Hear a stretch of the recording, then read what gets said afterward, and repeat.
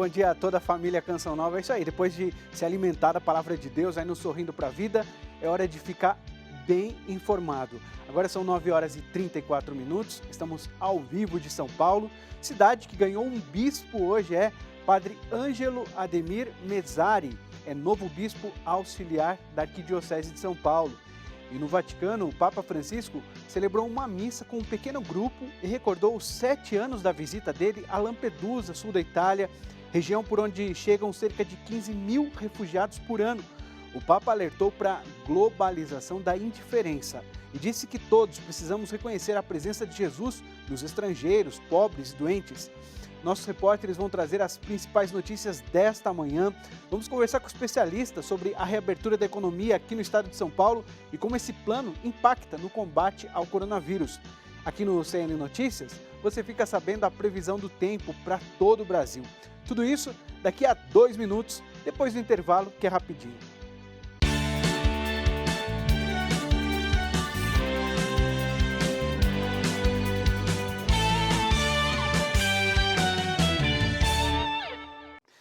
E a gente começa esta edição do CN Notícias recordando que 7 anos atrás, o Papa Francisco ia à ilha de Lampedusa, sul da Itália, para se aproximar e rezar pela realidade dos refugiados.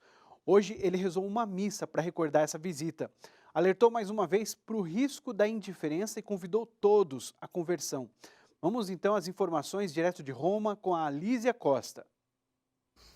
Bom dia a todos, isso mesmo, o Papa Francisco presidiu a celebração na Casa Santa Marta, um número restrito de pessoas, principalmente aquelas que pertencem ao setor do Vaticano, que trabalha diretamente com os imigrantes, participaram dessa celebração. E o Papa Francisco reforçou essa mensagem que ele deu quando ele foi a Lampedusa há 7 anos, ou seja, sobre a globalização da indiferença.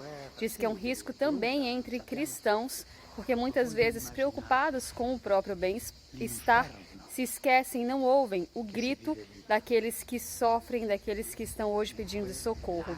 O Papa também falou que muitas vezes nós não temos ideia da gravidade daquilo que acontece.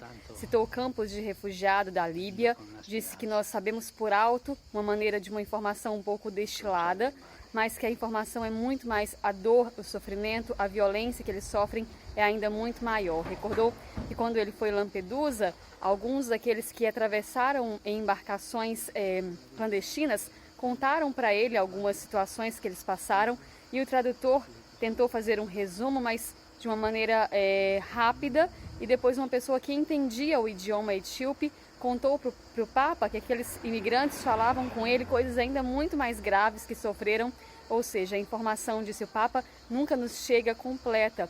Então ele pediu mais uma vez por essas pessoas que têm sofrido horrores, seja na Líbia que tantos outros lugares, e que buscam e que precisam de um país para se refugiar. De Roma, Lísia Costa, para o Canção Nova Notícias, edição da manhã. Muito obrigado, Lísia, por essas informações. E o Vaticano anunciou hoje a nomeação de um novo bispo aqui para a Arquidiocese de São Paulo. Vamos saber mais sobre essa novidade, conversando agora ao vivo com Otávio Martins, lá em Brasília. Oi, Otávio, bom dia para você. Bom dia, Rodrigo, bom dia aos assistentes. É exatamente isso. O Papa nomeou aí como bispo auxiliar da Arquidiocese de São Paulo o Padre Ângelo Mezzari. O Padre Ângelo, que é formado em jornalismo e é mestre aí vai assumir a posição de bispo auxiliar na Arquidiocese de São Paulo. Ele já trabalhava ali, né, desde outubro de 2016. Ele é superior da comunidade religiosa rogacionista, trabalhava no Estado, na verdade, e agora assume aí essa posição na Arquidiocese de São Paulo. Vai continuar ajudando a capital do Estado, né, aí nessa posição de bispo auxiliar. Ele é radicado na cidade de São Paulo, ele foi noviciado em Bauru nos anos 80, então agora ele assume essa posição aí na cidade. Legal, então nossa acolhida, né, ao padre nossa acolhida, Ângelo né? Ademir Mesari, agora Dom Ângelo Ademir Mesari, novo bispo auxiliar aqui de São Paulo, nossas orações pela missão dele. Outro assunto, Otávio, que a gente quer conversar com você, né, não tem como não falar aí do combate ao coronavírus. Conta pra gente, traz aí as atualizações e as outras notícias que você tem também de Brasília agora de manhã. Você tem também de Exatamente, não pode descuidar aí dos cuidados contra o coronavírus, né? A gente tem que estar atento, até porque já são quase 1.700.000 casos confirmados da doença aqui no país.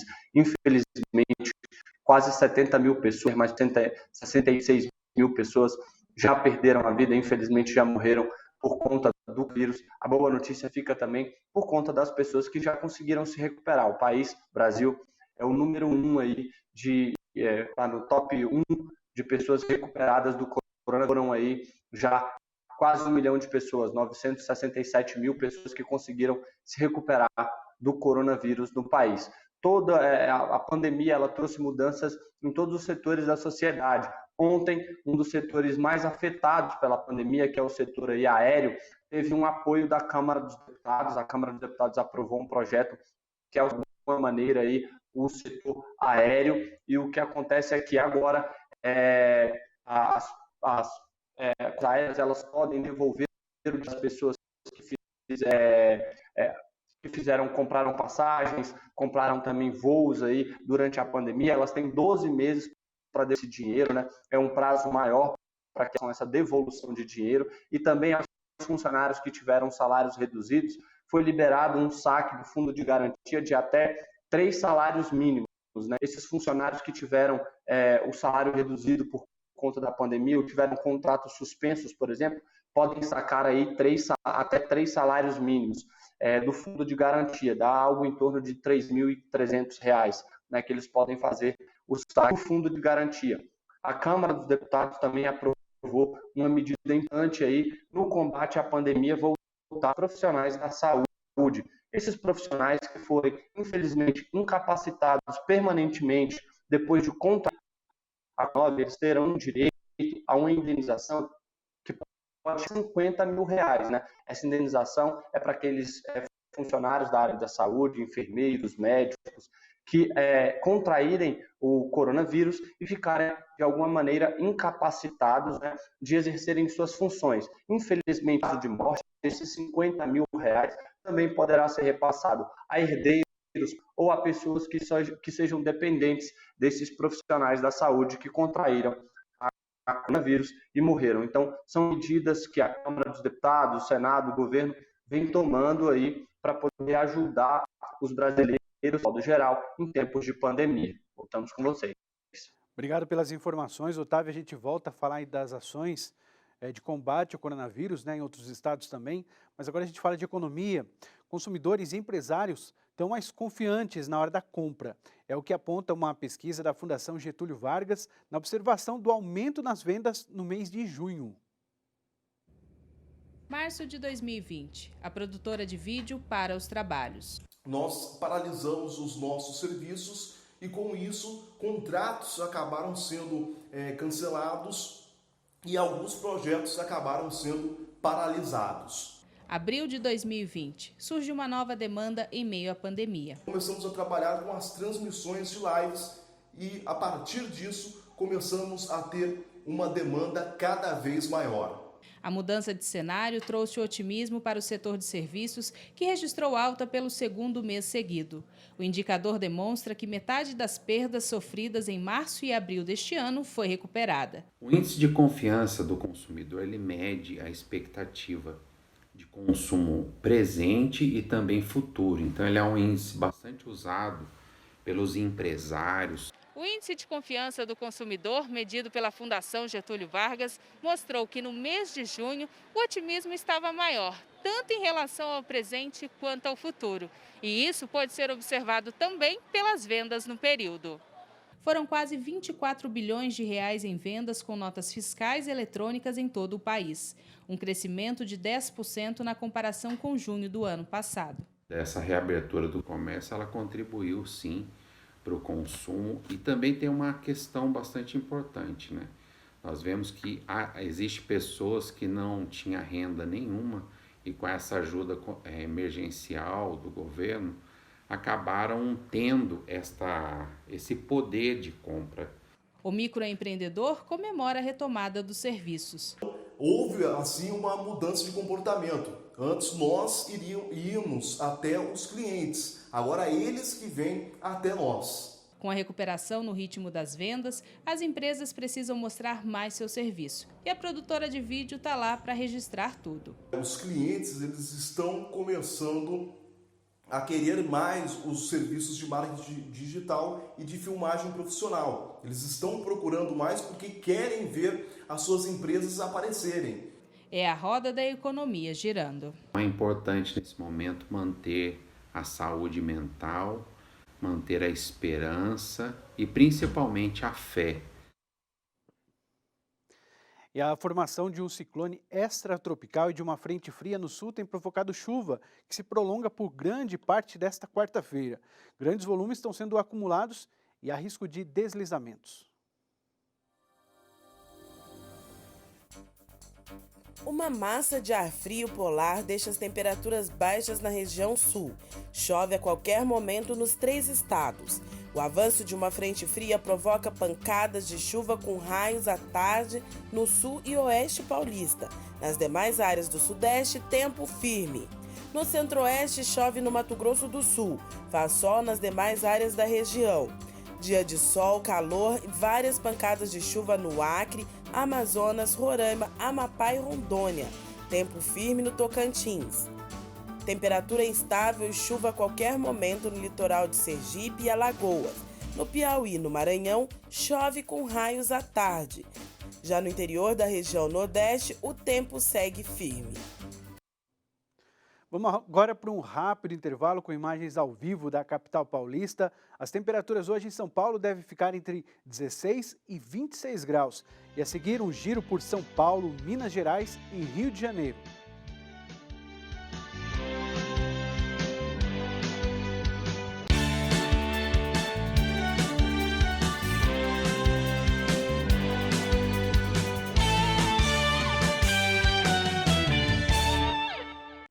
Estamos de volta. Olha, aqui em São Paulo, o terminal rodoviário do Tietê passou ontem por um processo de desinfecção.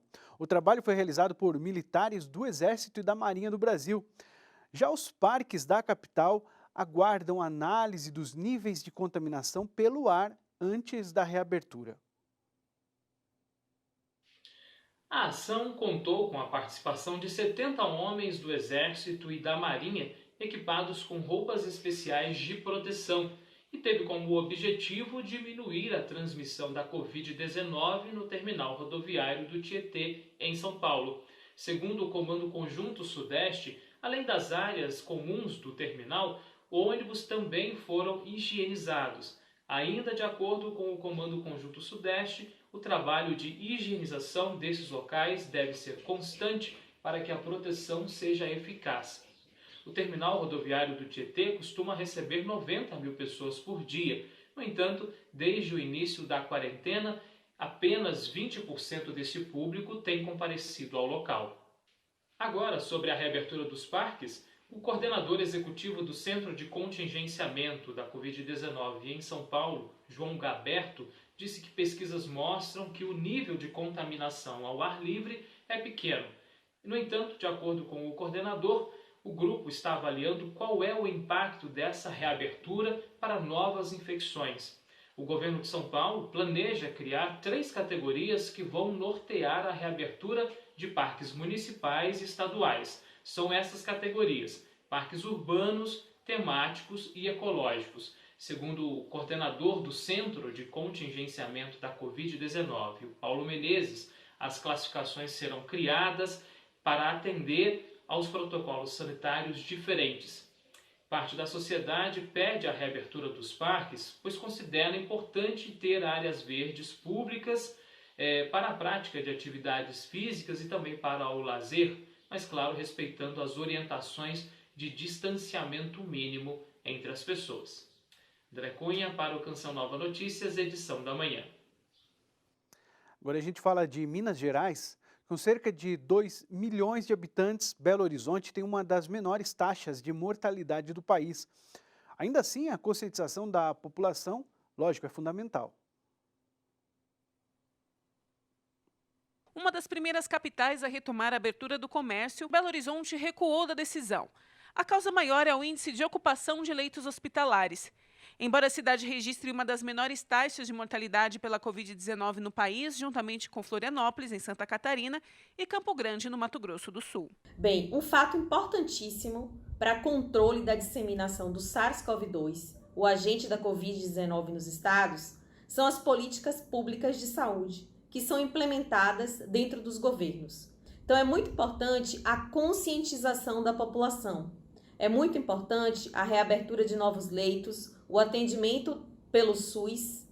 E nós podemos observar que no estado de Minas Gerais foram implantadas várias políticas públicas de saúde com conscientização da população associada a essas políticas. As políticas públicas adotadas na capital mineira ganham a atenção da Organização Pan-Americana de Saúde, que esteve na cidade para conhecer as estratégias e entender melhor as medidas da prefeitura para reaplicá-las em outras cidades. A abertura de leitos, orientação dos serviços essenciais e a realização dos testes rápidos contribuíram para a boa posição da cidade no ranking nacional. É por esse motivo que nós tivemos essa interação importante com a OPAS, a visita da OPAS, porque desde o início da notificação de casos, Belo Horizonte imediatamente adotou medidas para garantir a prevenção e assistência da população aos casos suspeitos de Covid-19. Para essa virologista, a implementação de políticas públicas é tão importante quanto a conscientização da população para conter a disseminação do vírus. Dentro das políticas públicas de saúde, foram fechados vários comércios e isso foi uma forma de evitar a aglomeração e a disseminação do SARS-CoV-2. Porém, a economia vai precisar voltar a funcionar. Então, é muito importante, nesse momento onde a gente não tem uma vacina, o distanciamento social e evitar as aglomerações. De acordo com o subsecretário, o desafio maior ainda é o de manter o distanciamento. Temos contado com o esforço e adesão da população no uso das máscaras, na questão da etiqueta respiratória, mas, principalmente, nós chamamos de distanciamento social e que todos os cuidados sejam tomados, ainda é um desafio, porque abrir determinados setores do comércio, de serviços, não significa que a questão está completamente resolvida. Bom, agora lá do Rio de Janeiro, a Silvia Gonzaga atualiza para a gente as ações de combate ao Covid. Por exemplo, a Santa Casa de Misericórdia vai abrir um ambulatório de psiquiatria para jovens traumatizados pela pandemia. A Santa Casa de Misericórdia está abrindo um setor de psiquiatria voltado ao atendimento de crianças e adolescentes que foram afetados pela crise do novo coronavírus. Serão 100 vagas para atendimento de jovens entre 10 e 16 anos de idade e que tenham sintomas de ansiedade, depressão, transtorno obsessivo compulsivo, que tenham aparecido nesse período de confinamento social ou mesmo que tenha sido agravado nesse período. A Santa Casa fica no centro da cidade do Rio de Janeiro e o período para que as famílias que precisem possam buscar essa ajuda se inicia a partir do dia 7 de agosto próximo. E o governo do estado do Rio de Janeiro, Wilson Witzel, prorroga as medidas restritivas em todo o estado do Rio de Janeiro. O decreto aprovado reafirma as medidas anteriormente já previstas, como o fechamento de escolas públicas e privadas, a não recomendação para a população fluminense de estar frequentando praias, lagos, rios e piscinas públicas, como demais áreas de lazer.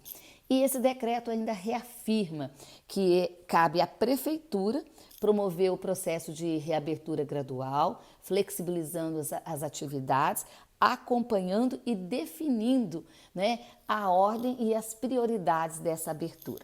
Lembrando que na cidade do Rio de Janeiro tem havido vários problemas com a falta de colaboração da população, principalmente em relação às áreas de lazer, mas há, por toda a parte dos órgãos públicos, prefeitura e Estado, sempre a recomendação da consciência coletiva, pois é sabido que o vírus ainda não foi embora e a população precisa vivenciar esse período gradual de flexibilização, lembrando dessas restrições e recomendações, como também tendo uma consciência coletiva, né?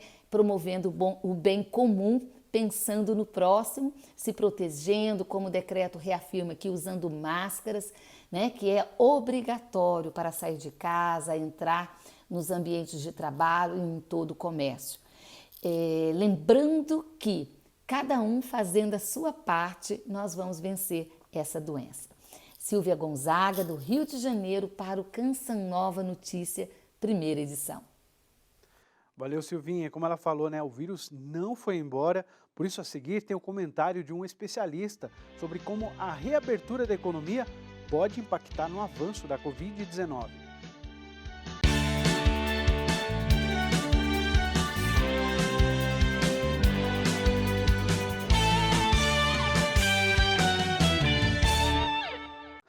A saúde do presidente Jair Bolsonaro é destaque na imprensa internacional. Veja também o novo aumento de casos de Covid-19 nos Estados Unidos e em Israel.